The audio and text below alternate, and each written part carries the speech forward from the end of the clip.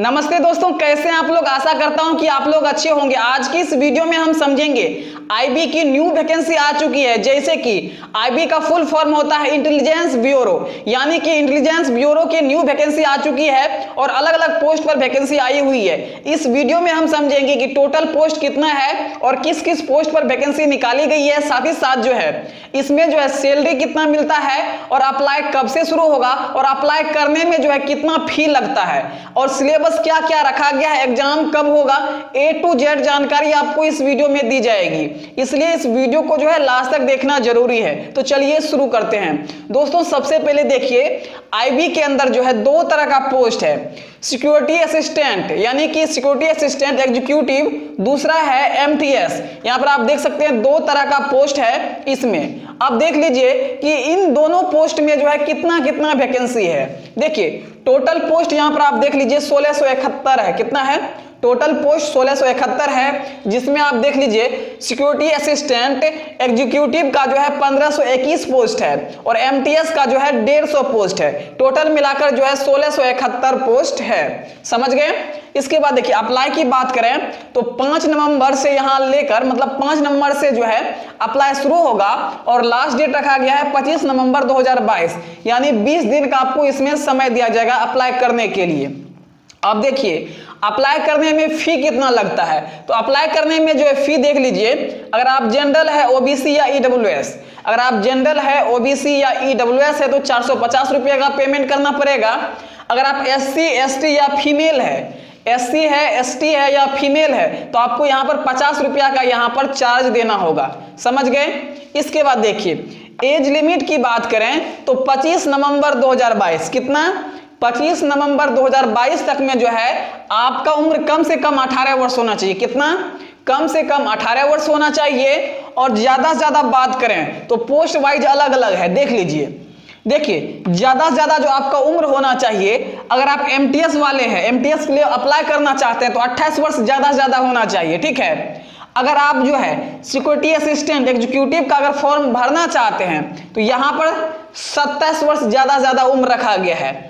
अब देखिए कुछ लोगों को जो है उम्र में छूट मिलता है। जैसे कि देख लीजिए ओबीसी वाले हैं, अगर आप ओबीसी वाले हैं तो आपको 3 वर्ष का छूट मिलेगा। एससी एसटी वाले को जो है 5 वर्ष का उम्र में छूट मिलता है। अब देख लीजिए छूट क्या होता है। जैसे कि मैक्सिमम उम्र, जैसे कि एमटीएस का सिर्फ हम ले लेते हैं 28 वर्ष रखा गया है, तो ओबीसी वाले का मैक्सिमम उम्र हो जाएगा 28 3 31 वर्ष हो जाएगा और एससी एसटी वाले का हो जाएगा 32 वर्ष, 32 नहीं 33 वर्ष हो जाएगा। समझ गए ना। तो वही होता है उम्र में छूट। यहां तक क्लियर है। इसके बाद देखिए यहां पर योग्यता क्या मांगा गया, योग्यता हम आपको समझाते हैं। देखिए योग्यता में 10th पास मांगा गया। क्या मांगा गया है? 10th पास मांगा गया है योग्यता में। अगर आप किसी भी बोर्ड से 10वीं पास है तो इस फॉर्म को भर सकते हैं। ठीक है। और दूसरी बात है डोमिसाइकल रिलेटेड टू अप्लाई जॉन, मतलब जो है आप जिस भी जाति के हैं, मतलब आप जहां जाति नहीं, आप जिस भी निवास के रहने वाले हैं, मतलब जैसे कि आप जहां के रहने वाले हैं उसी के हिसाब से आपको अप्लाई करना है। अगर आप पटना के रहने वाले हैं, बिहार के रहने वाले हैं तो आपको पटना के हिसाब से ही अप्लाई करना है। आप जिस भी स्टेट के रहने वाले हैं वहां का लोकल लैंग्वेज जो भी होता है तो आपको अपने स्टेट के हिसाब से ही जो है यहां पर अप्लाई करना है। ठीक है। ये डिटेल में आपको आगे बताऊंगा। ठीक है, पीडीएफ के माध्यम से। अब देख लीजिए लोकल लैंग्वेज नॉलेज, मतलब आप जिस भी एरिया में रहते हैं, जैसे कि हम लोग बिहार में रहते हैं तो बिहार में हिंदी तो आना चाहिए, तो हमको हिंदी आना चाहिए। आप अगर दूसरे जगह रहते हैं तो वहां का जो भी लोकल लैंग्वेज है, बोलचाल वाली जो भाषा है लोकल लैंग्वेज, वो आपको आनी चाहिए। ठीक है। तो वो डिटेल भी मैं आपको बताऊंगा। ठीक है। तो चलिए देखते हैं मोबाइल के स्क्रीन पे, वहां पर हम आपको सारी जानकारी दे देते हैं। दोस्तों यहां पर आप देख सकते हैं कि पूरा डिटेल्स दिया गया है लोकल लैंग्वेज का। आप जिस एरिया के रहने वाले हैं वहां पर क्या क्या लैंग्वेज आपको आना चाहिए देख लीजिए। यहां पर देख लीजिए पूरा डिटेल्स दिया गया है। जैसे कि आप देख लीजिए आप जिस भी एरिया के रहने वाले हैं उस एरिया का नाम यहाँ पर दिया गया है। ठीक है। और उसका लोकल लैंग्वेज क्या क्या होना चाहिए वो इस बॉक्स में दिया गया है। आप यहाँ पर देख सकते हैं। आप अपने हिसाब से आप जिस भी एरिया में रहते हैं उस एरिया का आपको लोकल लैंग्वेज आना चाहिए। जैसे कि मैं एक दो आपको बता देता हूँ एग्जाम्पल के लिए। जैसे कि यहाँ पर आप भोपाल का देख सकते हैं, भोपाल में आपको हिंदी आना चाहिए। बेंगलुरु में जो है आपका देख सकते हैं कौन सा लैंग्वेज दिया गया, ये सब लैंग्वेज आपको आना चाहिए। इस लिस्ट में आप देख लीजिए, ये जो लिस्ट है, ये जो पीडीएफ है, आपको वीडियो के डिस्क्रिप्शन बॉक्स में मिल जाएगा, या आप टेलीग्राम चैनल पर भी जाकर इस पीडीएफ को डाउनलोड कर सकते हैं, ठीक है। अब देख लीजिए, मान लीजिए एक और बता देता हूं, जैसे कि यहाँ पर छत्तीसगढ़ का दिया हुआ है, तो छत्तीसगढ़ में आपको क्या क्या आना चाहिए, हिंदी भी आना चाहिए और पंजाबी भी आपको आना चाहिए। यहाँ पर आप देख लीजिए, मतलब आप जिस भी एरिया के रहने वाले हैं वहाँ के लोकल लैंग्वेज का जो है, मतलब वहाँ के लोकल लैंग्वेज आपको आना चाहिए, और साथ ही साथ जो है आपको उसी के हिसाब से फॉर्म भी भरना है, ठीक है। देख लीजिए यहाँ पर होगा क्या, आपका जो है एक ट्रांसलेशन करने के लिए आपको दिया जाएगा। आप जिस भी एरिया के रहने वाले हैं वहाँ का जो भी लैंग्वेज है उस लैंग्वेज में से, मान लीजिए कि बंगाली लैंग्वेज होता है, ये देख लीजिए, यहाँ पर आप देख लीजिए गुवाहाटी में आप देख लीजिए, इसमें बहुत सारा लैंग्वेज दिया गया है। तो इन सभी लैंग्वेज को आपको करना क्या होगा, वहाँ पर बोला जाएगा एग्जाम में कि आप उसे जो है अपने लोकल लैंग्वेज को आप इंग्लिश में कन्वर्ट कीजिए, उसका भी यहाँ पर जो है नंबर मिलता है। जैसे कि देखिए 40 नंबर का वो क्वेश्चन रहेगा, कितना का रहेगा, 40 नंबर का रहेगा, ठीक है।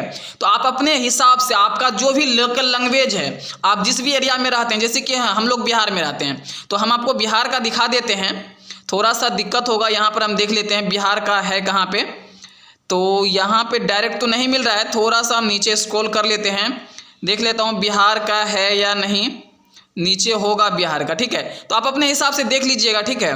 और जैसे कि बिहार में जैसे कि पटना है, ठीक है, तो यहाँ पटना में देख लीजिए, पटना में जो हिंदी लैंग्वेज बोला जाता है, तो हमें हिंदी लैंग्वेज का नॉलेज होना चाहिए, और हमें जो है ट्रांसलेशन भी करने के लिए दिया जाएगा, तो हिंदी से हम इंग्लिश में ट्रांसलेशन करके उसको दिखाएंगे, ठीक है।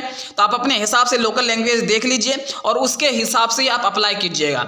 मान लीजिए आप रहते हैं कहीं और, आप जानते हैं हिंदी लैंग्वेज और अप्लाई कर दीजिएगा आप दूसरे स्टेट में, तो आपका यहाँ पर नहीं होगा, कुछ भी नहीं होगा, इसलिए आप अपने हिसाब से अप्लाई कीजिएगा। दोस्तों इसके बाद हम समझ लेते हैं कि कैटेगरी वाइज वैकेंसी का डिटेल क्या है। यहाँ पर आप देख लीजिए लोकल लैंग्वेज आप समझ चुके हैं। इसके बाद देखिए आईबी सिक्योरिटी असिस्टेंट एग्जीक्यूटिव का जो है, देखिए जनरल के लिए जो है 755 पोस्ट है, ईडब्ल्यूएस के लिए 152 है, ओबीसी के लिए 271 है, और एससी के लिए 240 है, और यहाँ पर आप देख लीजिए एसटी के लिए 103 पोस्ट है।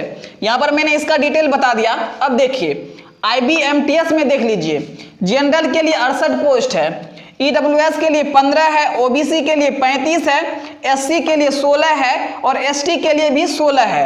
इसके बाद हम बात करते हैं इसमें सैलरी कितना मिलता है, क्या सैलरी कितना मिलता है, देख लीजिए सैलरी जो है आईबी सिक्योरिटी असिस्टेंट एग्जीक्यूटिव का जो है सैलरी जो है 21,700 से लेके यहाँ पर आप देख लीजिए 69,100 के बीच में है, ठीक है। तो देखिए स्टार्टिंग सैलरी जो आपका होगा एग्जीक्यूटिव सिक्योरिटी असिस्टेंट एग्जीक्यूटिव का जो होगा लगभग 31,000 होगा। देखिए वैसे 21,700 दिया गया है, लेकिन CA DA जो बेरोजगारी बोलते हैं, महंगाई भत्ता जो होता है, वो सब मिला के जो है यहाँ पर आपको जो है 31,000 हो जाएगा, ठीक है, स्टार्टिंग का सैलरी, ठीक है। अब दूसरी बात करते हैं हम MTS का, ठीक है। तो MTS में देख लीजिए 18,000 से लेके 56,900 तक है। तो इसमें आपका जो स्टार्टिंग सैलरी जो होने वाला है तो 26-27,000 के लगभग जो स्टार्टिंग सैलरी आपका होने वाला है। तो सैलरी भी आप समझ चुके हैं, कैटेगरी वाइज वैकेंसी का डिटेल भी समझ चुके हैं। अब समझते हैं कि इसमें जो है टीयर 1 टीयर 2 का जो यहाँ पर एग्जाम होने वाला है वो किस प्रकार का होने वाला है, और टीयर 3 का जो एग्जाम होगा उसमें क्या होने वाला है, ठीक है। तो देख लीजिए टीयर 1 का जो सिलेबस है इसमें देखिए 100 क्वेश्चन पूछा जाएगा 100 मार्क्स का, और टाइम दिया जाएगा 1 घंटे का। नेगेटिव मार्किंग की बात करें तो 4 गलती पर 1 नंबर कट जाएगा, यानी कि आप जो भी आंसर सही बनाए हुए, जो भी क्वेश्चन सही बनाए हुए हैं उसमें उतना नंबर तो मिलेगा, लेकिन जितना आपने गलती किया हुआ है उसका नंबर तो कट ही जाएगा। लेकिन जितना आपने सही बनाया हुआ है, अगर मान लीजिए 4 गलती कर देते हैं तो 4 गलती के हिसाब से जितना क्वेश्चन आपने सही बनाया हुआ है उसमें से भी 1 नंबर कट जाएगा। तो नेगेटिव मार्किंग की बात करें तो 4 गलती पर 1 नंबर कटेगा आपका, ठीक है।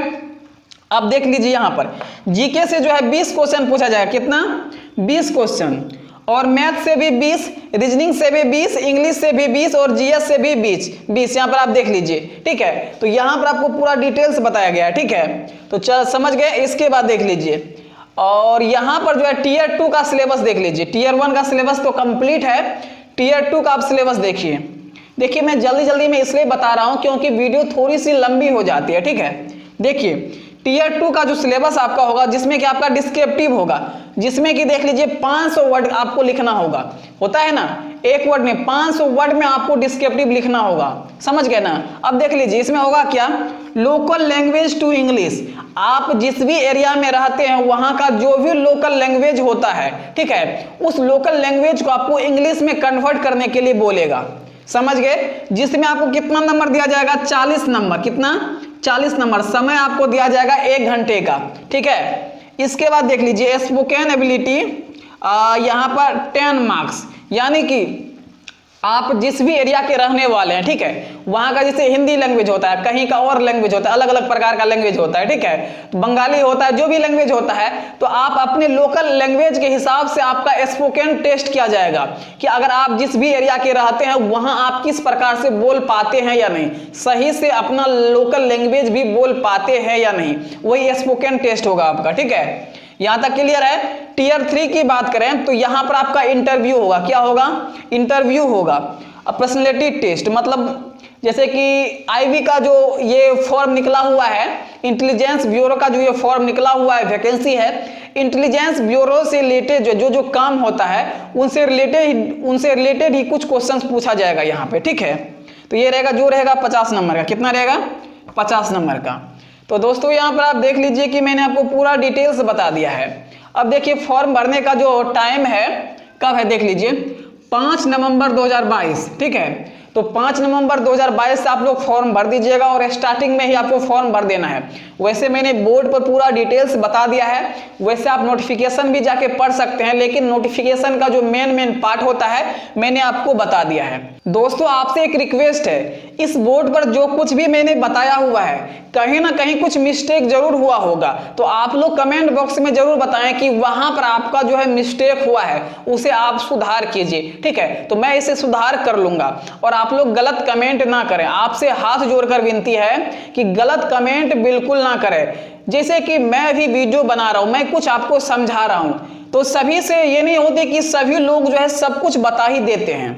ऐसा होता है कि कुछ ना कुछ मिस्टेक जरूर हो जाता है। तो इसके लिए आप लोग जो है हम लोगों को सजेस्ट करें, हम लोगों को कुछ कमेंट्स में बताएं, मतलब एक तरह से मेंशन करके बताएं कि वहां पर आपका जो है कुछ मिस्टेक हुआ है, वहां आपको सुधारने की जरूरत है, ठीक है। और फिलहाल इस वीडियो में मैंने आपको कंप्लीट जानकारी दे दी है। अगर आपको वीडियो पसंद आया लाइक कीजिए, चैनल को सब्सक्राइब कीजिए। फिर मिलते हैं अगले वीडियो में, तब तक के लिए धन्यवाद।